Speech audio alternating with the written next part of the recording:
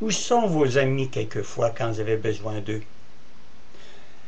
Vous tombez malade, vous avez besoin d'une ambulance, mais vous ne voulez pas prendre l'ambulance, vous voulez tout simplement, je ne sais pas moi, vous refaire conduire. C'est un exemple que je vous donne.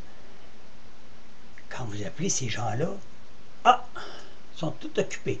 Ils ont tout un petit quelque chose à faire, n'est-ce pas, Paul?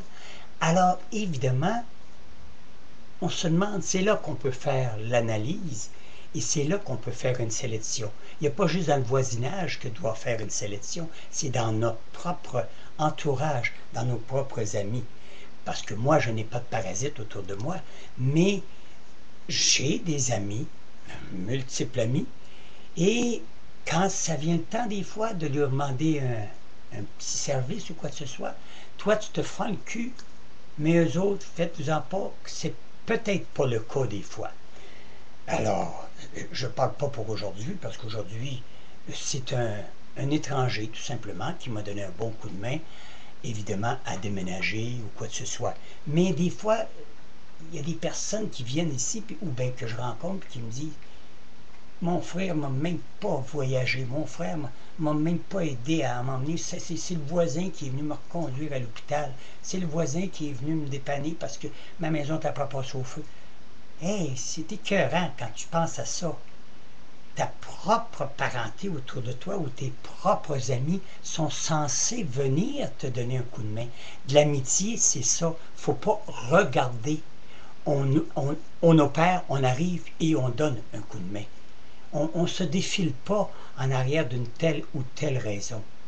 Alors, ça aussi, il faut en faire une belle sélection et d'avoir des amis qui sont prêts à dire « Oh, le temps s'arrête pour cette personne-là, OK, on va aller secourir. » Ça m'est arrivé, pas à moi, mais à 3 personnes cette semaine, et je trouve ça épouvantable. J'ai une personne là, qui est entre la vie et la mort parce qu'elle a trop retardé.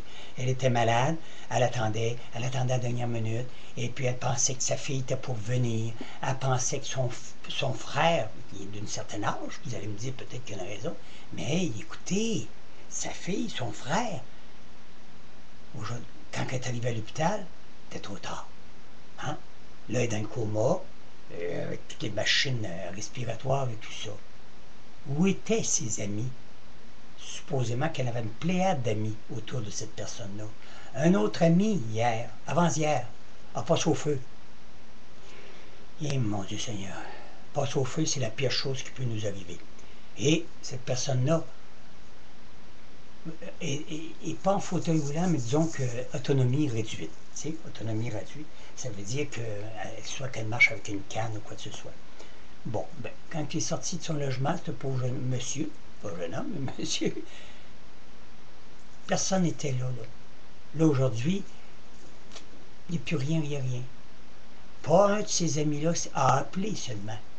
Son cellulaire est dans sa poche, puis personne n'a appelé pour savoir. Mais c'est-tu toi qui as passé au feu? C'est-tu toi qui es en problème? On va aller te donner un coup. Non, c'est encore Claude qui est parti, puis qui a été le secourir. C'est une personne que je ne connaissais pas beaucoup, mais c'est par l'entremise d'un autre. Alors j'ai été le secourir. Aujourd'hui, j'avais ma maudite journée de fou de déménagement. Et c'est ça. On est-tu là pour toujours donner, puis jamais recevoir? J'en connais, moi, là, comme Annie, une petite amour, là, hein? Annie l'amie. Ça n'est une, ça, qui a un petit chien qui est bien malade. C'est toute sa vie, le petit chien. Vous allez me dire, c'est pas grand. Un petit chien.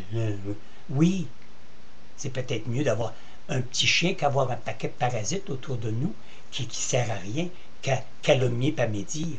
C'est peut-être mieux d'avoir des bons amis, mais au lieu d'en avoir 4-5, peut-être n'en avoir juste 2 ou 3, puis même encore, ça ne pleut pas, puis ça ne frappe pas à tous les pas. Alors, elle a un petit chien qui est bien malade, c'est sa vie. Alors, Annie, elle se prend en main.